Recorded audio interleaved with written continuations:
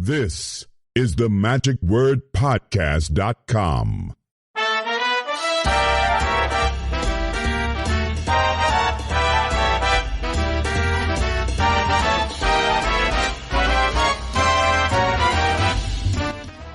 We're now at the beginning of we're partway through the third and final day of the Winter Carnival of Magic, and a lot of stuff happened here this morning. We're going to chat about briefly, but we also went last night to Steve Gornowski's home, beautiful home, and he has an amazing museum of, really not a museum, it's actually a working workshop where he's making all of these and repairing coin-operated machinery. And I've got with me this morning someone I thought would be interesting to talk to about that, and also because he taught shop in high school for so many years, and he's past international president of the IBM. Here he is, my good buddy.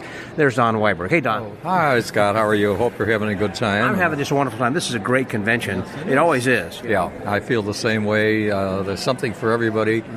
Caught a couple of the lectures today, and although I've seen a lot of magic over the years, they're always looking for that one item that's going to make you a success. I think Bob Little was the one that said that, I saw the Bavli lecture with mentalism. He had a couple of cute ideas, which I made notes on. And Christopher T. Is it T? Yeah, Christopher T. Like the magician, I guess. Is a kid show, very successful kid show performer. He had some interesting ideas too. I'm no longer performing, but it's always fun to see what other people are doing. Well, many years ago, of course, you were a clown and doing some clowning. That's a hidden, one of my hidden identities, because sometimes, clowns in this... Corny the Clown, that's it. Corny the Clown. Well, that came about in a strange way, and I owe Frances Ireland Marshall for that. She had called me. She had an advertising rep in the shop who was looking for someone to play Santa Claus for the holidays.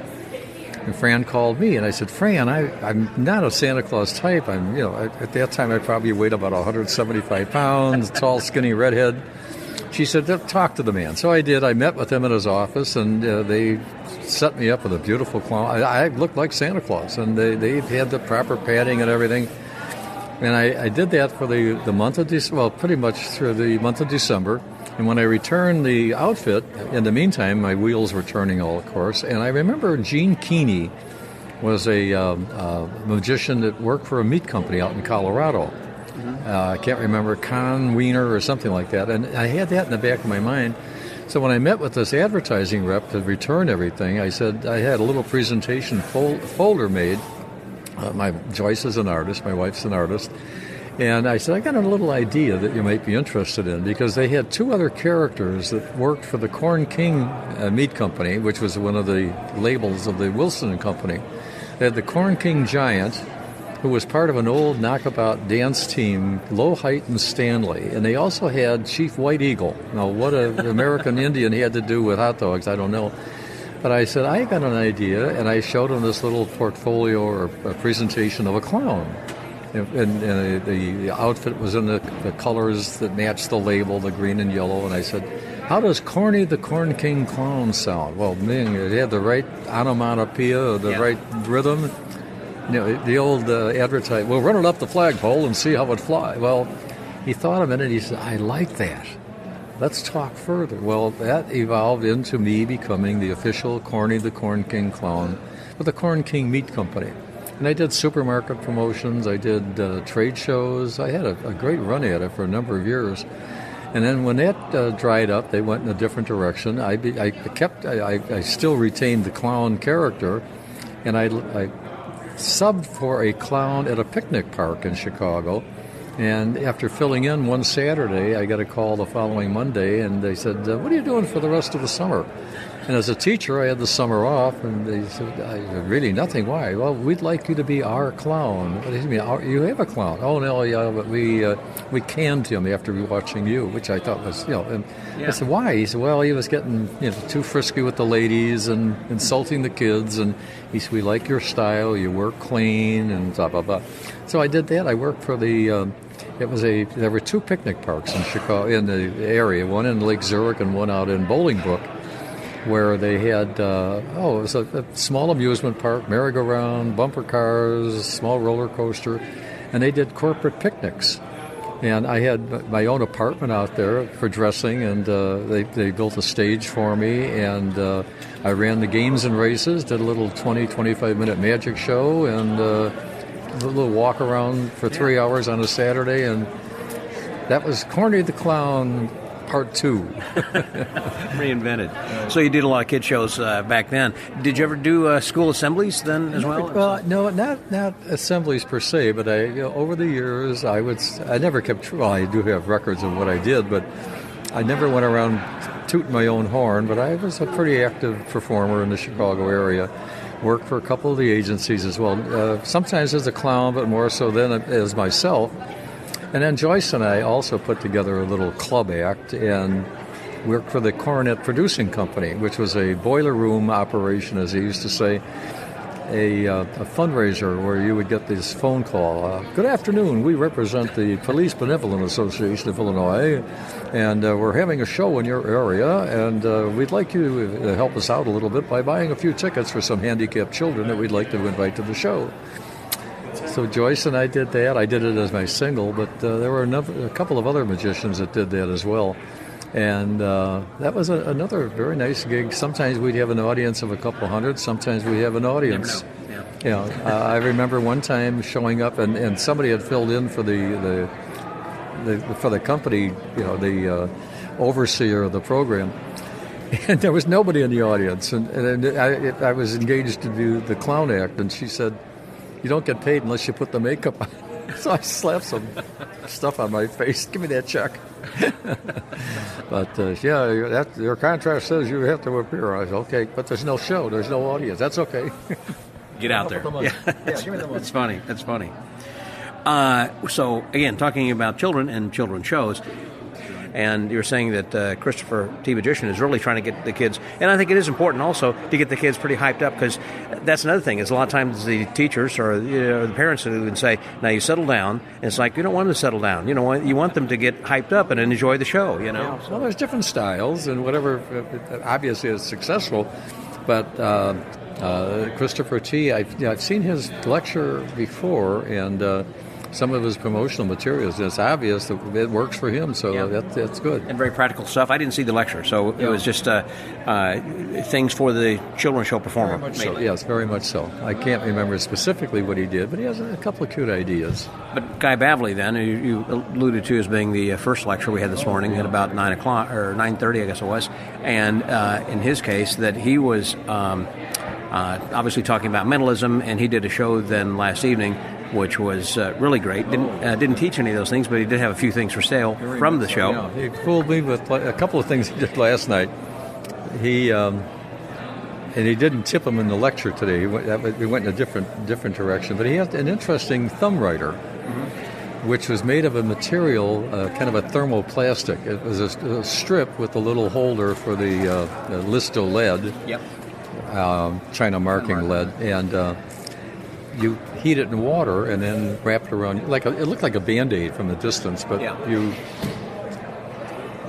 steep it in a cup of tea, hot water, and then form it around your finger, or your thumb rather, and you also hold it shape then. Yeah. And then if you need to redo it, you just put it back in again in hot water. Right. And then he also had an interesting take on the notepad that he would hold us on, because he said he had tried different means of holding the pad so it looked natural, using double-sided tape or sticky tape, but he came up with a little flap on the notepad that kind of slips between your fingers, so you're able to hold the pad with the pressure of your fingers and then move your thumb around. So the pad's not moving around. Yeah. And, of course, he had them for sale, naturally, but that was kind of an interesting, cute little, almost a throwaway gag where instead of bending a spoon or a fork, he had a playing card selected. He took the card and just held it, did the mental mojo, and the card kind of folded by itself and then went back in the other direction. $15.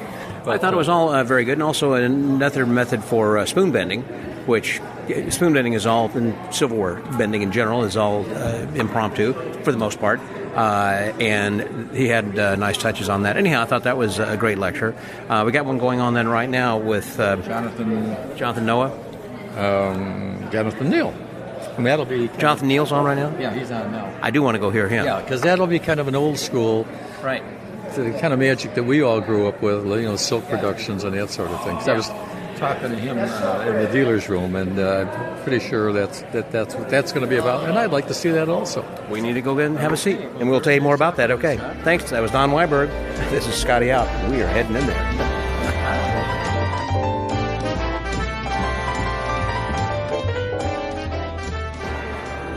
I'm here this afternoon with Alan Fisher, then also talk just a little bit about some of the other things that were going on. We just got out of the Jonathan Neal lecture. As you heard, Don and I rushed over to hear that, which was really great. But I wanted to kind of get Alan's take on this also. Alan is someone that I see every year that they have the 4F convention, and so it's been he's competed and won in a lot of contests. In fact, he was one of the competitors. The close-up, you said that yesterday. So, hello, Alan. How are you doing today? Doing good. How are you, my friend? Doing very good. Thank you. Fantastic. You've been enjoying this convention? Oh, having a ball. You come every year, don't you? Yeah, we consider this our home convention. I'm out of the ring in Murfreesboro. It's about 3.5 hours away. Nashville ring is about 3.5 hours away. Yeah. And we all consider this convention to be our home convention here in Tennessee. Mm-hmm. Even though we're not part of Ring 50 yet out of Knoxville, this is still our home convention. Yeah, it's not that far. So, Murfreesboro is a suburb of Nashville, so people would know that as well. And they always have outstanding talent. It's really a great, well-put-together convention. Always. And this year, the show last night was such a great mix of variety of talents and approaches to magic. And that's been one of the hallmarks of this convention is they always bring in unique ideas and unique people so that you don't just have the same kind of a cookie-cutter show like you get at some of the conventions. There's something different that's going to happen. Just like the lectures. Every lecture has been different, Oh, yeah, because we had a great kid lecture. We had a great mentalism lecture. We just got out of one that was older, classic effects, but with a new twist, a new idea. Right. And so many of the guys sitting there going, sympathetic silks? I've never heard of that. What are you talking about? The rest of us going, Tarbell, read Tarbell, come on. As Denny Haney would always say, it's in Tarbell. Yeah. But the linking rings, and then he had the demon box, and he was talking on the podcast here recently about the demon box, and then he gave his presentation with that about how the silks get progressively larger, and then finally a 24-foot streamer coming out. It was amazing. Yeah, just great. But it really hopefully can instill into the younger guys and even the older ones, you've got wonderful props sitting in your junk drawer at home. Yeah. Go get them. Breathe new life into them. Right. That Christopher T. Magician was talking about that. I had all these things in the basement. I wasn't using them because I got bored and tired with them. Yeah. When I suddenly realized it wasn't the trick that was important, but what was the bit behind it? It was the magician is forgotten, or the kid wins, the magician loses. What was the concept? Right. Now take that concept and start applying it to all your other things, and suddenly you're breathing new life into props you've already got. Right. That's good advice. Is that mainly what his lecture was at? I missed that because I'm not a kid show worker, so tell me a little bit about that. Yeah, that was the whole idea behind his lecture was saying, I want to be able to take something, and I get a great reaction to the appearing flowers. You stick it under your arm, and it pops back out, and the kids are all screaming. And he got so tired of these stupid-looking flowers, threw them away, and argue. And 10 years later, he stumbled upon something else and went, oh, well, that's the premature magic concept. Yeah, I can go downstairs. I can play with some stuff. No, that's not going to work. And then he sees the flowers and goes, wait a minute, I've been doing this for 20 years. Just start applying it to other things. Yeah. Take that same concept and just, what's happening here? Forget the magic part of it. What's the psychology under it? What's going on? The magician's in trouble. The kid's right. It's not working. It happens too early. Blah, blah. Now just start applying that to every other trick you've got. Some of them it's not going to work, but all of a sudden you've got a new angle, a new life into an old bit that you haven't done, and it brings it back to life for you. Right. And once you're excited about it again, that transfers to the audience. Whether it's kids or adults, if you're excited about it, if you're tired of the rings, you hate the ring. Oh my God, another ring routine. Yeah. But if you can start looking at it differently, approaching it differently, and now you get re-excited about it, that transfers to your audience. They feel your excitement. They're feeding off of it, and you're getting a better reaction than you had in years. Right. And so that cycle of life keeps happening and growing, and all of a sudden it's your favorite routine. David was mentioning it yesterday in his lecture, Kurosawa, a couple other guys. It's not just do magic. every lecture you go to, the guy says, now, go and make the magic your own. And everybody sits there and goes, but how? And you start breaking it down. Okay, what's happening in this trick? Deconstruct what's going on. Can I put a new story behind it? Can I look at it at a different angle? Instead of doing it with playing cards, can I do it with cards that have animals printed on them or something to make it for the kids? Or can I take a kid effect and make it more for adults? Can I customize it? Even if I'm just changing the color pattern of it to fit the color scheme of my show, I'm making it my own. We do that more and more. Not only are you...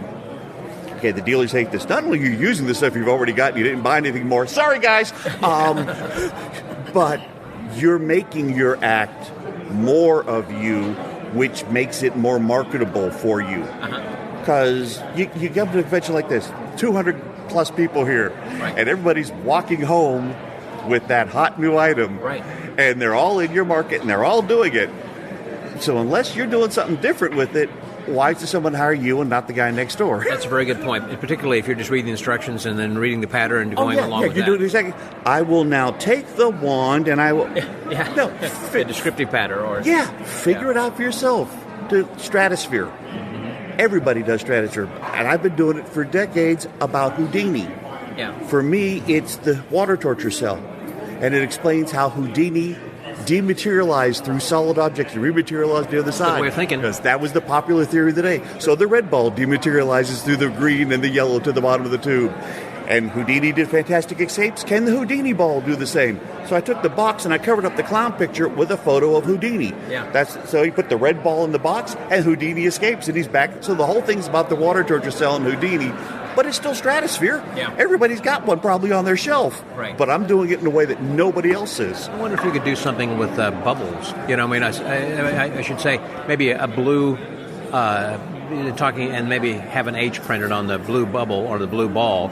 You talk about this being water, like H2O. But the H, is for there were two Harry Houdini. So this is also a circle. It's an O, and put that on top. So this because the water is going to be over here, but then he was on the bottom and he gets out or whatever.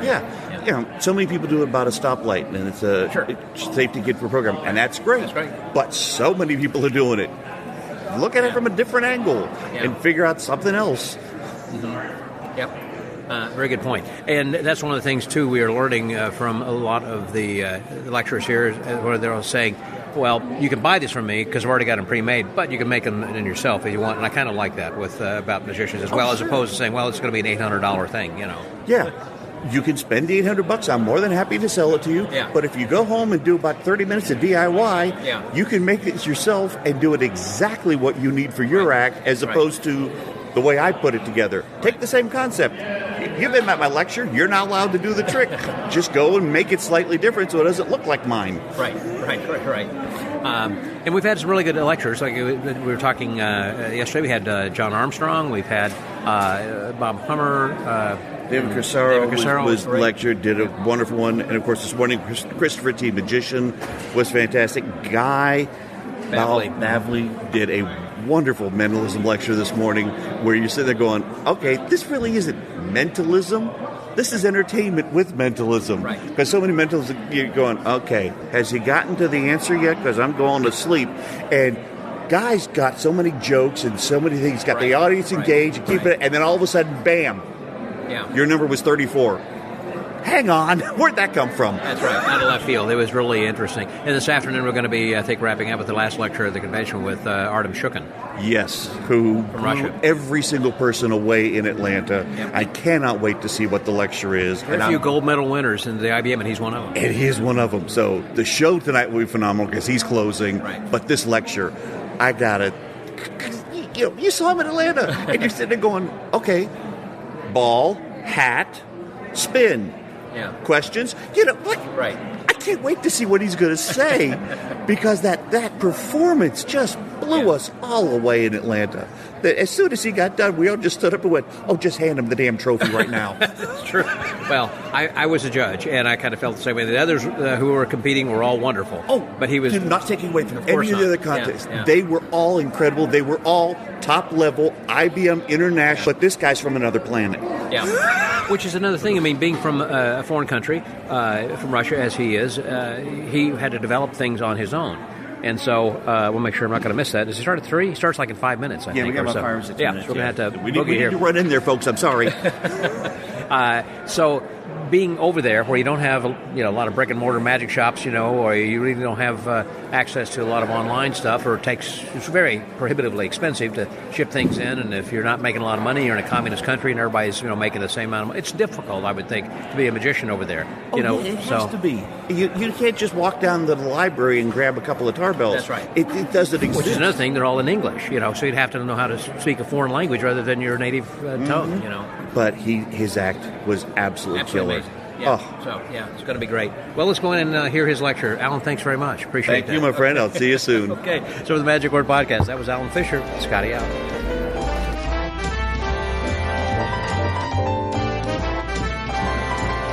We just finished the last of the lectures and everything then, and we're getting ready now here shortly to give the awards for the close-up and the stage contest, and then followed by the gala show and then a big pizza party as we wrap up. But I'm here with one of the guys who is a member of the ring that's sponsoring that. Isn't that right?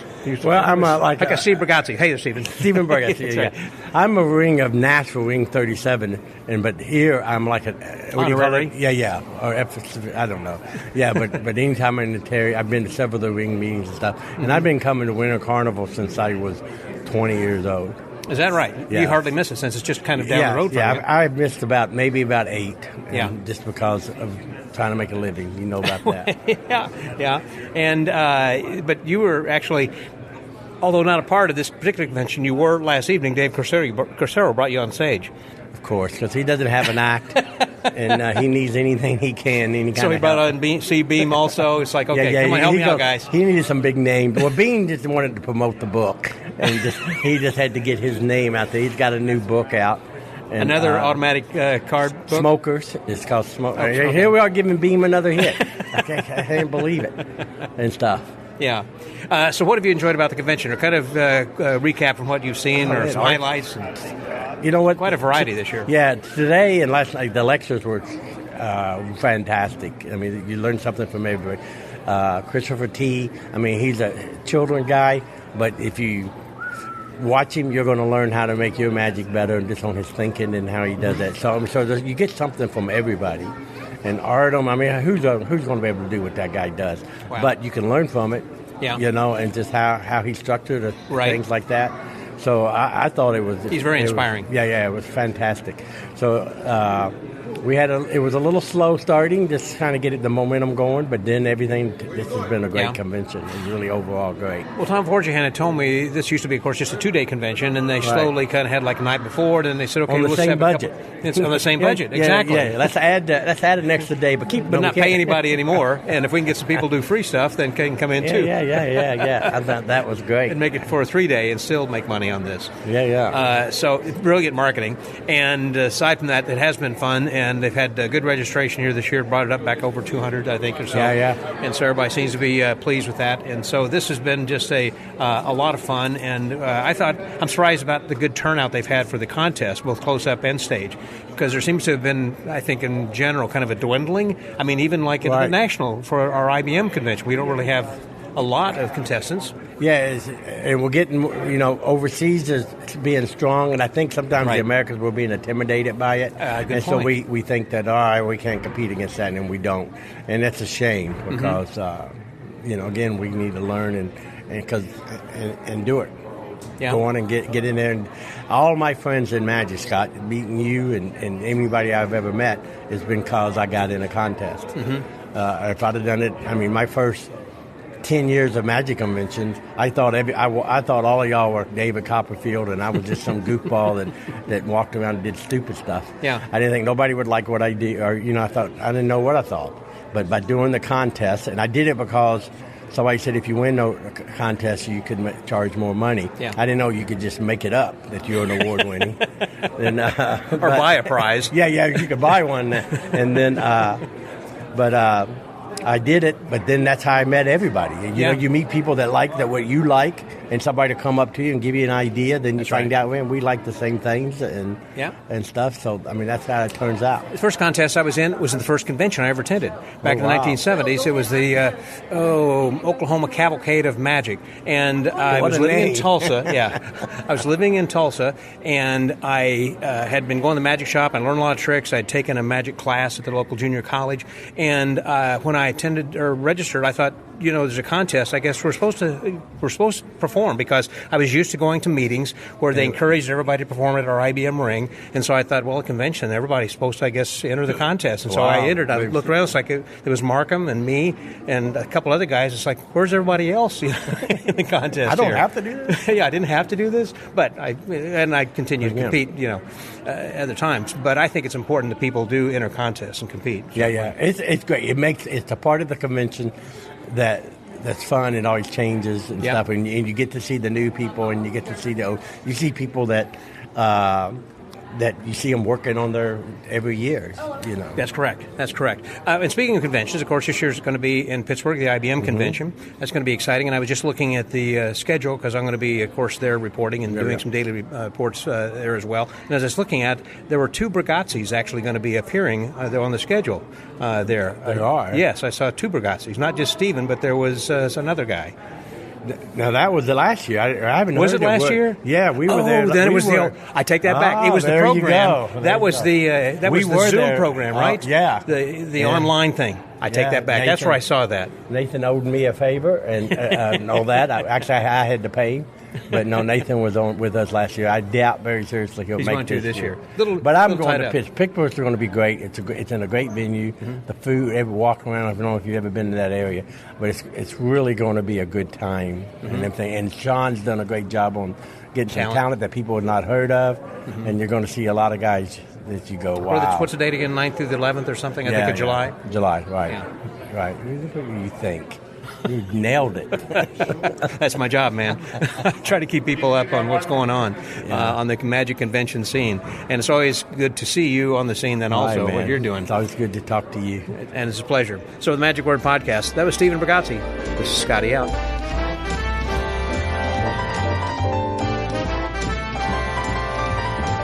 One of the performers last evening on the Friday night show, actually closed the show, is an illusionist, and we don't see a lot of illusionists, it seems like, anymore, but that is always the classic. You start with the dove worker and you end with the illusionist. Yeah. So we didn't have a dove worker to begin with, but we did have manipulation that John Sterlini did a great job, and Aaron Radatz closed the show, and I got Aaron with me right now. Hi, Aaron. How are you doing? Scott, so nice to see you. Thanks for having me. Appreciate it. You betcha. And so it was a wonderful show. Thought you did excellent job. So how many truckloads of stuff did you bring from Branson? Well, we actually, I learned something from the Pendragons, actually. Mm-hmm. They taught me, they used to travel with a big cargo van. Yeah. And they said, travel everything as best you can compact into a trailer or cargo van. And then you set that as your parameter. And if it doesn't fit into that unit, it doesn't go to the show. Interesting. So I have a 24-foot cargo trailer. Unless they pay you more. That's right, yeah. Then you rent a truck, you do whatever they want. That's right. Yeah, that's right. But for standard shows, so we could do a 90-minute casino show with that trailer. Really? Yeah. Okay. 9 illusions, all the one-man in one things and all that sort. And it works great because you're pulling it with an SUV or a pickup truck, whatever you have. You can throw some crew in there with you. It's a great economical way to travel. Obviously, if you have to do a bigger production and you have to get into trucks, of course, then that's something that we'll do. We rent as we need it. But so we have the whole show fit into that one trailer. And what illusions did you do last night, just so people know? Right. We did one's called Lightning Chamber. It was built by Creative Illusions out of Las Vegas. It was a company that is no longer, but they built a lot for Siegfried and Roy. So they built what's a smoke chamber, but that's their version of it. Right. Mm-hmm. Yeah, that makes me appear. We did a costume trunk that was by Chalet. Mm-hmm. I was going to say George Kimmer. He said we're honoring him. So yeah, exactly. Yeah, George. He did a couple of my props. And then we did a Bits and Pieces illusion, the Steinmeier design, and Owen Redwine built it for me. Oh, he did? Okay. Interesting. Yeah. We did some in one pieces. We did a piece that we're the only one that had it. It was a prop that Dave and Denise Hamner out of Branson owned called Game Show. It's an interactive illusion. I'd never seen that before. Very clever. Thank you. I liked the premise of it, and I thought you nailed it as a game show host. I liked it a lot. Thank you. I appreciate that. And that was something that was developed by Gary Olette, and then the Hamners had built for their show. And we closed with Puncture Press, which is by Jack Murray's company. Okay. Dream Illusions. Okay. And it's a great piece. Yeah, so when we do conventions, we really try to stay away from anything that would be seen, possibly Standard, seen standard by the Subtrunk, audience. zigzag, Cube zag, things like that are going to be more common. And I get why those are common. They're easy to transport. Yep. They have a small footprint backstage. You just need yourself and an assistant to do them. But the things you brought played big, and they appeared to be big. Yes, yeah, and they are big, yeah, and they're not common things that you would see very often, right? So, and the audience is great, and you feed off your audience, so that makes a big difference. Right, boy, you really did. And the fact, again, smoke and mirrors and everything, and then when you're traveling, you have how many assistants and people on stage and off stage? My wife and I, we're two of the same as far as making all this work and do everything together on stage. And our dream team when we do a show is that we'll have the two of us. I have a production manager. He's in the booth. So he's operating the video cues for any IMAG or this video we play, right. The lighting cues and the sound cues. Then I have an illusion manager that we backstage to operate everything. And we could do this show with four of us, but what we've learned over the years is that when he's in the booth, he's got two guys working for him. And when the other guy's backstage, he's got two guys working, but they're locals. So we don't have to pay to transport them. We have to pay to feed them. We don't, they work for whatever the venue is. Are they union laborers that are paid by the venue? If we're in that typically? kind of city. But a lot of the times, like we work a lot of Indian casinos, and they're in the middle of a cornfield in North Dakota. And there is no union, for that. Yeah, exactly. So they're just people that work there when they do any shows. But so because we have someone who's established and knows what needs to be done leading the team, we could take two locals and quickly train them because they're going to be under that person. So it's a great way to know. Now we have 4 more people working on the show. So we've gone from 4 to 8, and we didn't have to pay for those other 4 people. Right. So it's a great, quick way to get that labor. And low cost for you then also. It makes Low it more cost. efficient whenever you get and on it's the not in-house, like we went to, the Boy Scouts Club and pull off someone just to say, hey, come help us out for the heck of it. Right. They're people that do theater. Correct. So they're trained in knowing cues. They know stage left, stage right. They know how to lift. They know how to do that sort of thing. Well, when I get to Branson, I'm going to visit with you in much more detail, and we'll sit down and do a chat and have an episode because I'd like to talk more in detail about the illusionist and how you build your show and why you got into illusions. Because there are a lot of young guys. Most people who get into magic start with doing close-up because the price of entry is cheap. It's a deck of cards, as opposed to going and buying. I mean, most people just don't jump into illusions immediately. Right. You I would assume the same way path with you that. It is, yeah. It's funny because it's like I have some of my friends that had the path I did where we didn't come from wealthy families and there wasn't, mom and dad weren't buying us a bunch of props. See, that's some people do. They do, yeah. That's the other side, and that, God bless them. Yeah. But that's my buddies and I that we all had to save and get there step by step. And when you do it that way, you certainly appreciate everything you have greatly. Yeah. But I understand why a lot of we're a dying breed illusionists, and it's sad. It's exactly right. And that's why I wanted to talk with you, in more detail about that. Because again, there are fewer and fewer illusionists, particularly touring. Because just as you said, it's hard to tour with a show. That's why you'd rather have a residency. Someplace people come to see you. Right. And so many. There's a lot of illusionists now that have changed over and gone to being a one-man show. And again, I get it. You're traveling 2 suitcases of props. You fly into cruise ships. You do a corporate. Right. I get it, and you can still make good money doing it. It's a great living. Yeah. But this is in my blood. I'm a Copperfield kid. I grew up on those specials in the '90s. Yeah. That's what made me want to do this. Yeah. And that's where my passion is. And I'm sure one day I won't feel like lifting heavy cases anymore. But you'll be my age. You won't be able to do that. That's true. But right now, I still like it. One last question: when you leave Branson, is there someone who fills in for you, or is it pretty much you and say we're going to be dark? We just do chunks of time there, and then certain spots on gigs, and then we go. So the road is where we spend our time, mostly with theme parks and casinos. Yeah. And then we'll do chunks. Interesting. So how have you enjoyed this convention? I'm assuming it's the first time you've been to the Winter Carnival. First time. I love it. And? It's absolutely fantastic. You know what? My favorite convention is the laid-back ones where everyone feels like their family. Yeah. I grew up at Abbott's Magic Get-Together. That was where I cut my teeth as a magic Camp kid. Colon, yeah. Yep. And this is the next most like that I've ever felt at a convention. And it's wonderful. It's my first time, And of course I see a lot of friendly faces from the magic community. Sure. But there's a lot of people I just met and they already feel like they're old friends. Yeah, that's great. Well, I've just spent some time with you and I feel the same way as well about you. Thank you, Scott. I appreciate that. Thank you, Aaron. So with the Magic Word Podcast, that was Aaron Radatz. This is Scotty out.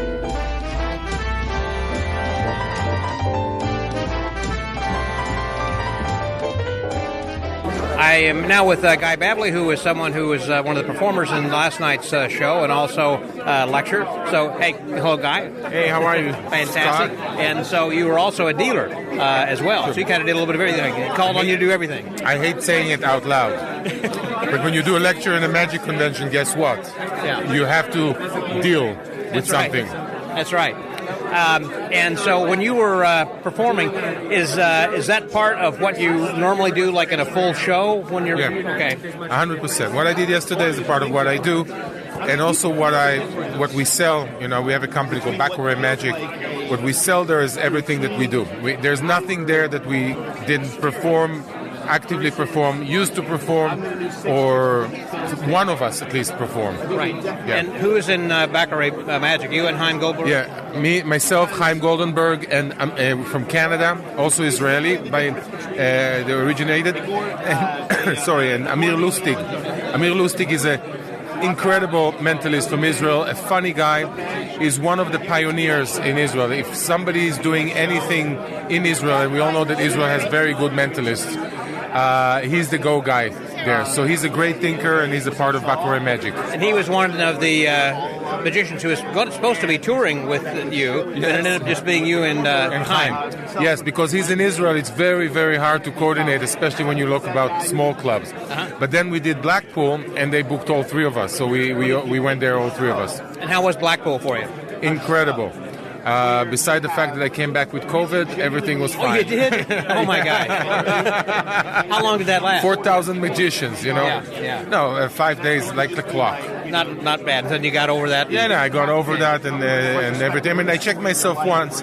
It said, you know, and then I believe, I'm sure it was there. You get 4,000 magicians rubbing shoulders, and we had not even a time to breathe, you know. I was at Magic Live last year, and I was sitting next to Trig Watson, and we were chatting like we are now in the same microphone. And about that evening, that was like in the morning, at the morning session.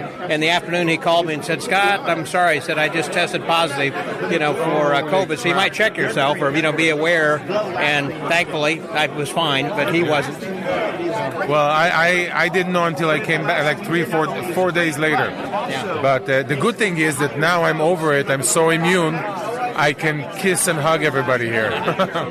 Did you stay at the Ruskin? No. The Ruskin is still the place where they do the jamming, but they put us in another hotel, which I cannot. They have a new hotel now, which is newer, nicer rooms, and also relatively close. I think even closer to the place. I forgot the name, for crying out loud. Did you almost sell out a product of everything you brought? Over there? Yeah. We sold out nearly. We brought 5 or 6 new items. We sold out of 4 of them. Completely. Now, this is your first Winter Carnival, I assume. First Winter Carnival and first actual magic convention in the U.S. for 20 years. And so how you enjoying it? I love it. I disappeared a little bit from magic. I still created stuff, but for me and my friends and, consulting for others. Right. But COVID brought me back to creating stuff. I used to have a company called pro-magic.com. It still exists, but then Bargatze Magic came because of COVID. We did a lot of virtual magic creation, and it brought me back to the magic world, which I love. This convention is wonderful. It's very low-key, nice people. It's not too big. It's not too small. Right. It's just wonderful. I really enjoyed it, and I'm not in the convention circle. You usually see the same faces all over again. So it was nice. Tom asked me to do it, and of course I agreed. And I think you were involved in this, so that was great. Thank you for that. I'm glad this all worked out. This has been it's a lot of fun, and like right now, everything that you're hearing in the background, this is the final night party. We're having just a pizza party, which is the way they've been closing out this convention for years. And the reason we're talking so slow because both of us had about 4 or 5 pizzas. That's right. Yes, we have. It is getting full. It's right, and having a soda and everything. Yeah, getting full. We're shutting down. That's right. So you got to see some of the people behind the scenes with the show, but also you got to hear some of the other lectures. What was some of the highlights for this convention here this year? Of course, Artem from tonight. Artem Shchukin, yeah, amazing. He was amazing. Actually, he was with us in Blackpool, and I also saw him in FISM. Yeah. But, we never had the ability to talk. In FISM, in Blackpool, I didn't even know who was on. It was that busy. But we had a lot of time to chat today. He was magnificent. I think that everybody, the crew here is fantastic.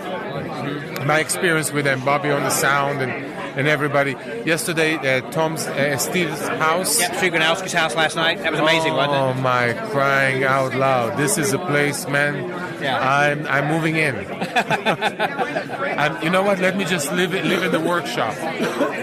Yeah. I'll take that. Yeah, absolutely. It was really, really nice.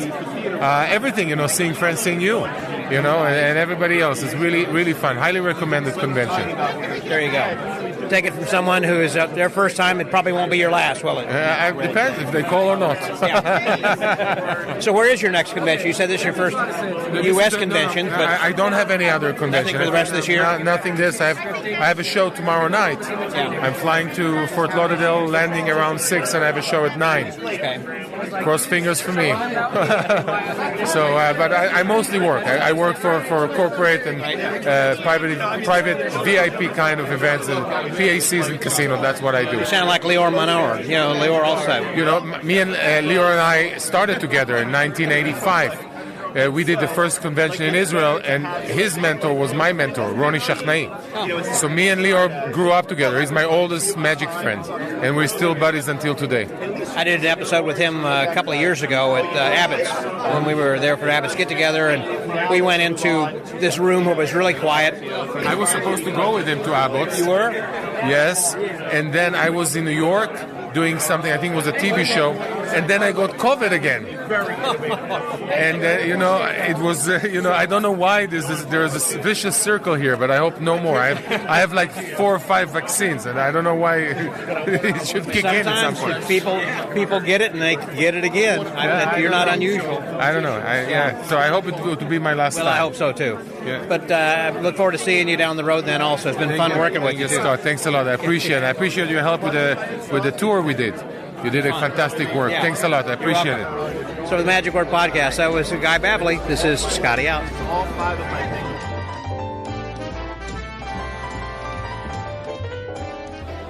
Another person who'd come down from Nashville, we talked with Steve Bargatze a little bit earlier, and Stephen is, as I said, from Nashville. Another guy from Nashville here is Jason Michaels. I've got him with me then now. Hey, Jason. Hey, Scott, how are you? I'm fantastic. So how was the convention for you here? So being from Nashville, I am very familiar with this. It's like my sort of...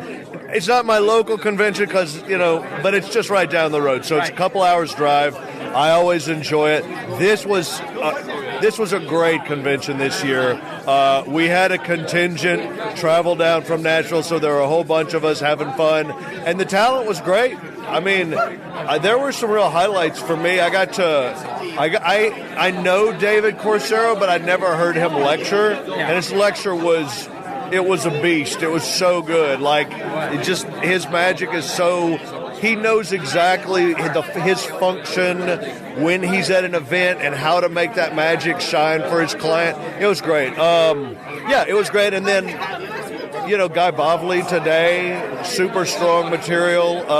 The shows were super fun. I mean, it's been a really strong convention. I feel like Tom Vorjohan, who puts the whole thing together with Ring 58, I thought they did a killer job.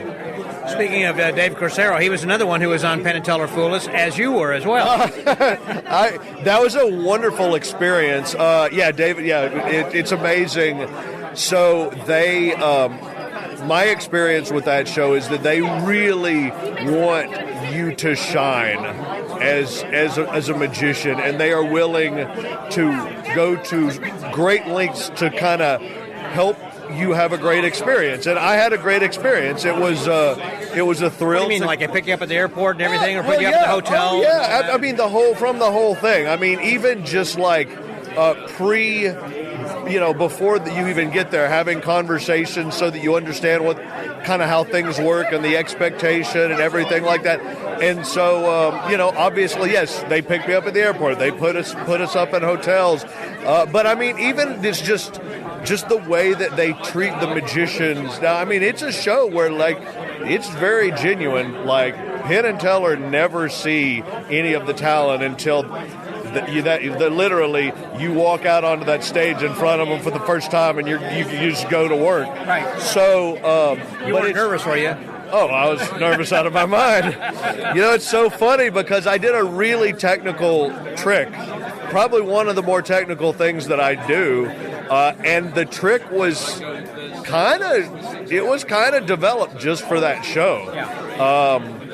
But I thought that the trick was really sound, so that made me even more nervous. But the content of the trick being, you know, as someone who lives with the neurological disorder Tourette syndrome, it was kind of being an advocate for people with Tourette syndrome, but it was also poking fun at myself a little bit, kind of, because one of the things I learned from being friends with Stephen Bargatze is learning how to laugh at yourself. Yeah. You know, when you deal with difficult things and you kind of have some obstacles you have to overcome in life, you can either cry about it or you can laugh about it. And I've done the thing where I've felt sorry for myself, or I've felt really embarrassed by the tics that are associated with Tourette syndrome. But then what took me a very long time is learning how to see the humor in it. And so to be able to put something out into the world that, for the most part, has gotten unbelievable response. People have really, yeah, it's got very good response by people. People contacting you and saying, "Hey, I'm glad you've drawn attention to this, and I've got this, or my son, or whatever." Yeah, some of that. People chatting with people after the fact, comments on videos and stuff like that. Just a lot of the comments that people made were very supportive. And it was very nice because I was a little worried. Because the trick, if you look at the trick is called 4-letter words. It's a little bit controversial. I mean, it would be easy to look at that trick and go, "Oh my gosh, I can't believe this guy is doing that." But when you see it in the context of the whole thing, it makes sense. It's a good routine. Thank you. Yeah. And I have to again compliment you for going that route and kind of addressing the elephant in the room. Yeah. Because I think that you have to, and as Stephen had said, it kind of have to laugh at yourself in that way that it makes the rest of the audience comfortable saying, "Okay, I guess he's fine with that. I'm fine with this then too." You know, 100%. That is exactly right. So whatever your malady might be, whoever's listening to this might be thinking, "Well, I'm overweight, or I don't look the way I should, or I don't speak, or whatever it is." Shouldn't worry about that, you know. So Stephen told me, he said to me, "You know what you should do in your magic is you should talk about having Tourette syndrome." And I said, "No, I'll never do that." And he stayed on that it took him years to convince me to do it. And what finally happened is that when I started talking about it, and I'll tell you, I never saw this coming from a mile away. When I finally started talking about it, the embarrassment started to subside, and I learned the word normalize, which is just to realize that for me, Tourette syndrome is just part of my life. That's just part of my makeup. And there's nothing to be embarrassed about. That's just how it is for me. And so the ability to laugh and talk about it and all that can be, for a lot of people, once they get to that place, it can be very healing. So because it certainly was for me. There you go. Well, thank you, Jason, very much. Sir. My pleasure. That. Glad you enjoyed the convention, too. It was a lot of fun all the way around. So with the Magic Word Podcast, that was Jason Michaels. Scotty out.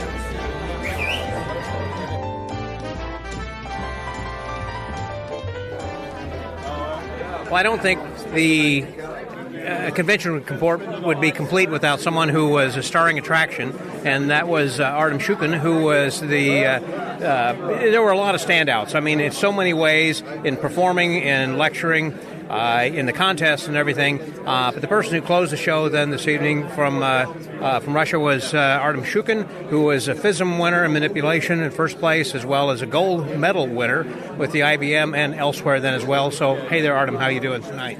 Thanks so having much a great for time? introducing me. Yeah, I have a great time, really great time. So what do you think? I mean, you've been going to a lot of conventions. I mean, FISM is huge with thousands of people. Were you at Blackpool this year by chance?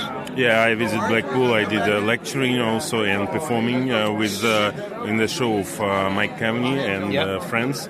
So it was a great experience. But I'm really enjoy being here during this convention, and it's much more smaller. And in some way, I feel like myself more comfortable. Yeah. Yeah, because when it's 3,000 magicians, it's really impossible to. I feel like I'm just inside the building. Yeah, I mean, I'm just, my energy is gone away immediately. So you feel like everybody is sucking on you a little bit of your time. Yeah, that's right. Here I feel myself very comfortable, and I mean, I don't know it happens every year or not, but this year it's like amazing theater. It's a huge, beautiful stage with the lighting. Right. So I really enjoy it to perform on stage. We've got a professional crew there who does this on a full-time basis. It's not just some magicians who once a year say, we're going to pull out our lights and sound and everything. Yeah. I mean, that's a nice theater and a nice venue, and everything all takes place. I mean, and did you do well with your lecture today as far as lecture sales and things afterwards? Or You attend my lecture? Yes. Okay, I would like to ask you a few questions.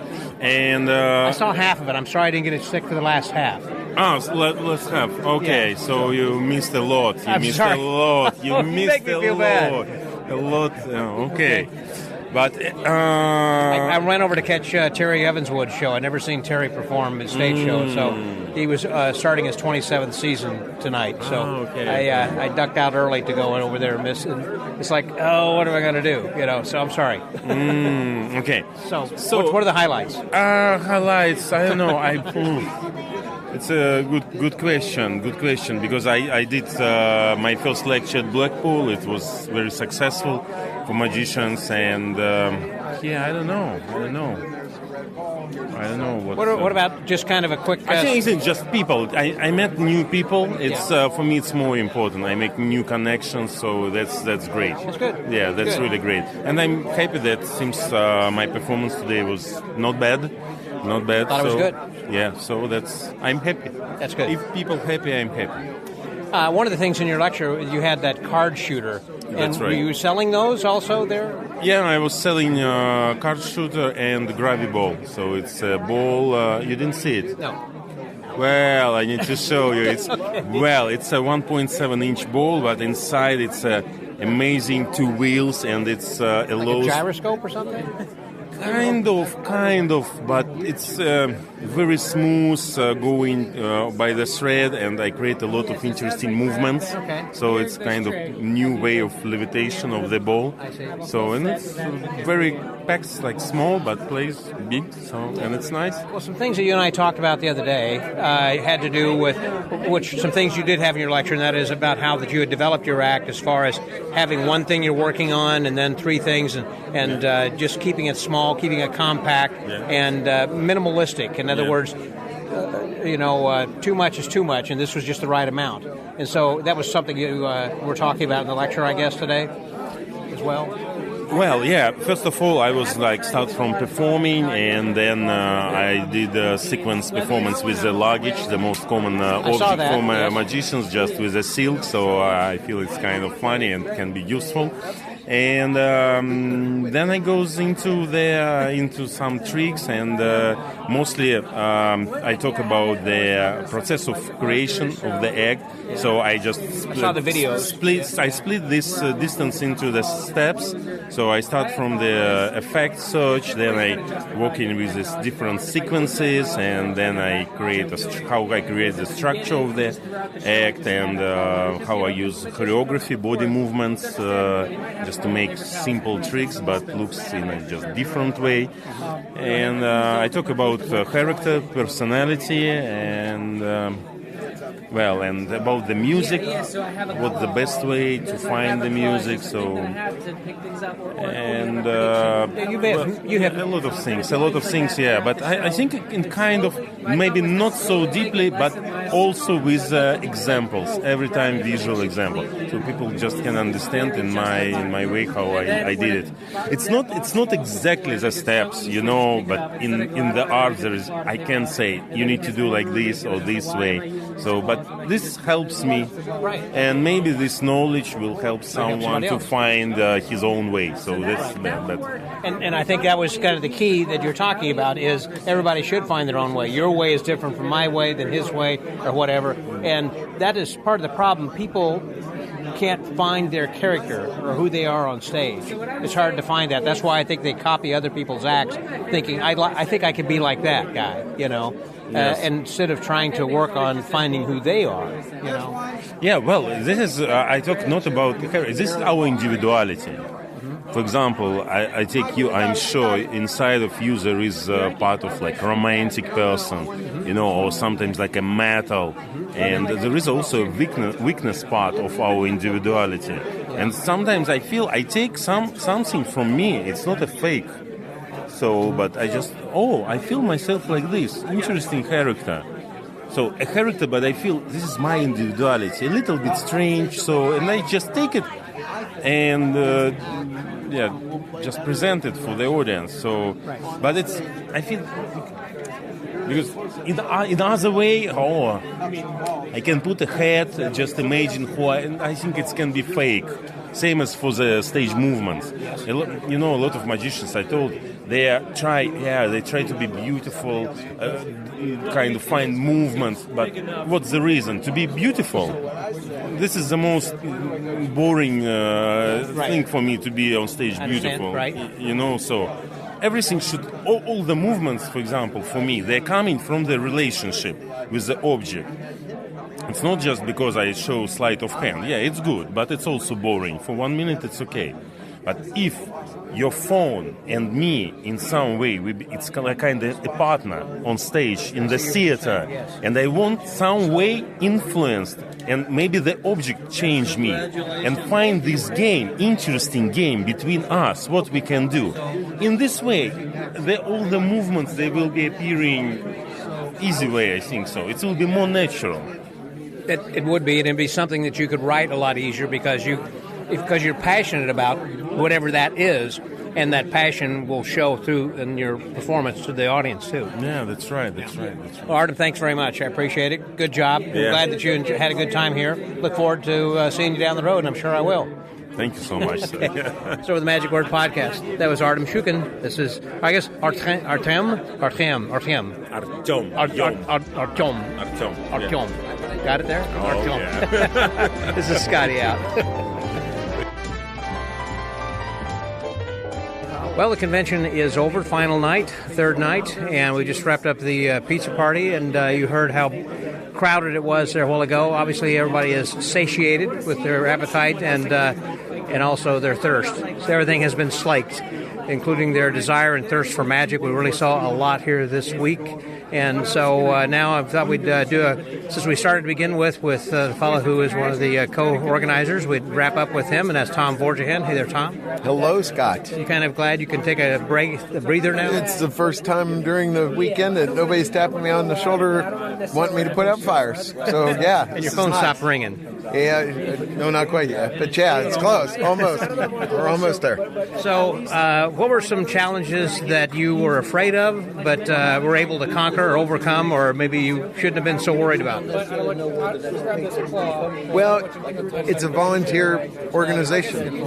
It's a ring that puts us on. And there's 4 or 5 of us that do 90% of work, yeah. 90% of the work, yes. And so, but that last 10% to take you from a mediocre convention to a fantastic convention is critical. And the guys come through every year, and I think we hit it out of the park again. You know, there were little goofy things. The hotel that we had moved to, all of a sudden, with literally like 8-9 days, contacts our hotel liaison and says, the furniture's not in, you can't stay here. Wow. And so we had to do all of that, and I feel bad. Some people are still over there, but I couldn't call the hotel and go, hey, could you tell me the other people's names that are staying at your hotel so we could tell them to move? So there's just certain things, and I hope that didn't hurt anybody. I mean, it's literally 2 traffic lights down the road, so it's about as close as you could get to the theater. So, and again, probably didn't need to worry about it. It all worked out in the end. It's number 48's in the pocket. And well on your way of working on 49. I am, actually, yes. And 50 simultaneously, because I want 50 to be really special, and 49 is going to be incredible along the way. So. Well, you had a lot of really cool stuff in the swag bag. I can't imagine what's going to be coming up, and you're going to be giving everybody on the 50th. Yeah, I can't either.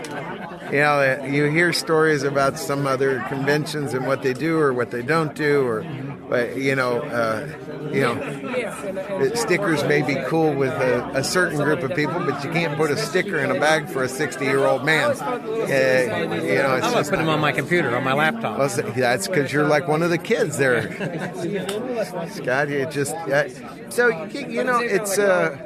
the biggest disappointment that I always have is, how do I get the next 10 people here? I don't know what else we do. I mean, we take ads out in the Lincoln Ring. We have a great Facebook presence. We have a great website. We're constantly updating that with all of the performers and stuff.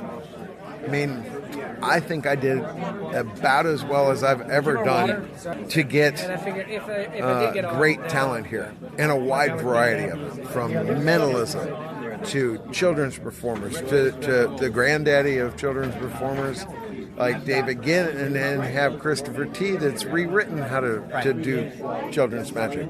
You got Artem, who's working with, I'll never forget the first time I saw that act. Me too. And he was just as stunning tonight, and you just heard gasps from the audience. He was the only one who got a standing ovation. Absolutely. Well deserved, of course. The others I thought did a great job, but when it came to him, it's like you can't help but immediately rise. Well, magicians appreciate the amount of work that an act puts into it. Yeah. There were many points, multiple points of gasps. It was like, holy cow, Well, I mean, like when he's sitting there and during the card sequence, he sucks one card into his lips, and after another card into his lips, after another card into his lips. He doesn't miss. No, and then he's not only is he flipping cards and shooting cards, he's shooting them with his feet. Then also over his behind his back. It's just crazy. Yeah. And the things that are happening, because you literally, I still remember after I saw him at the IBM in Atlanta in July, people said, well, what kind of act did he did? I go, he had a hat and a ball when he started. And he got a standing ovation. Yeah. And I'm not real sure how to encapsulate it after that. No, that's right. And very minimalistic. Well, no, not really. I mean, during his lecture, he shows all the little components that went into that. Yeah. And you're like, holy cow. And then how he sequenced them and bringing them together. Yeah. But let's not forget the other acts. You got John Armstrong, who's gone from the king of close-up, and he's entirely morphed his act to be able to figure out how to feed his wife and now brand new child, pay for the mortgage and everything else on cruise ships. He figured out where he wanted to go, and we got him to do that act. Right. Jonathan Neal. I was so excited when Gary Bartlett helped me get Jonathan Neal for our convention. And I had talked to Jonathan previously a couple years ago, and he sounded interested. So when I called him with Gary Bartlett sitting next to me, it worked out great. I didn't even see Gary here. I knew he was here, but I never got a chance to say hello. Yeah, well, Gary was over at Steve's house, and that's where he was staying. So, and they sat towards the back. It's just, we love this venue. To have a full stage professional crew, I think, I mean, no offense to the SAM, IBM, or any of the other regional conventions, you can't beat that. You can't. When you're working with a crew that's what they're doing full time, and they have professionals come in here all the time, and these professionals, others, singers and dancers and bands and whatever, are expecting, and they receive great lighting, great sound. And whereas magic conventions, each time you have somebody say, well, I got a sound system, and they bring that into the banquet room, and it works maybe a third of the time. Well, the IBM used to have their conventions over the 4th of July. Why? Because no major production was coming into a town. We could use the theater. Right, on the 4th of July, so we could rent the theaters cheaper. Like this year we're going up to Pittsburgh, as the International Brotherhood of Magicians, and you're in a town with loads of theaters, yet we're going to assemble a stage, lighting, and cameras in the hotel banquet room. Yeah. Well, Tommy did a great job. Thanks, You buddy. and the rest of the crew. Again, like you said, this is not just a one-person And we job. got some certainly. great folks. We got some great folks.